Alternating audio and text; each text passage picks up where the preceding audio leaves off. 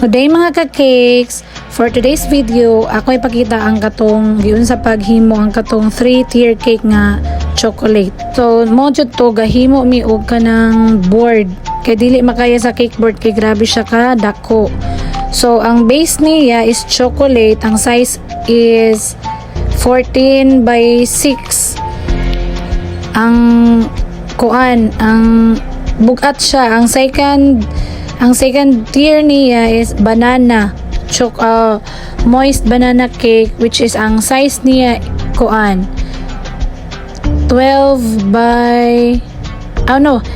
by 6.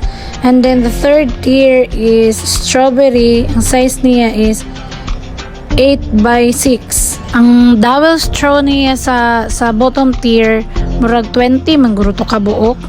And then nagbutang po og dowel sa second tier mga 8 lang kabuok.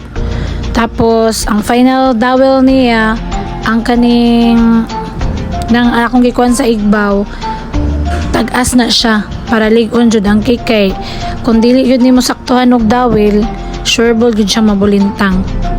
Inig biyahe. Ang gigamit na tong icing kay ACC kay ACC won't let you down jud.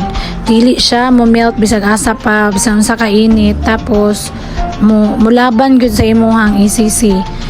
And then lami pod. Tapos gidripan lang siya og ganache para chocolate kaayo siya lantawon. Mautod ni siya ang request ni Sir Justin, ang katong British national nga nag-birthday.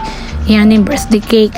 Nagproblema pa jud ko ni pagkahuman mga ka-cakes kay wala na ako nasukod ang board dito sa amo ang color. Ug sa dihang pagkahuman na nako himo, dili man day maigo. May ugali kay nay isa ka color sa gawas, gipangkuhaan na og mga gamit aw mga sulod. Dito nasampak ra siya. So naabtan mi ani hapit alas 12. Hinuna-huna og asa na mo siya ibutang.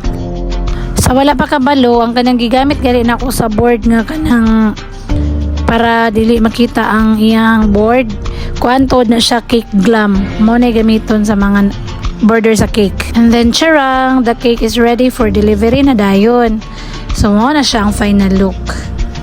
Thank you for watching mga ka-cakes. Until next time, bye-bye!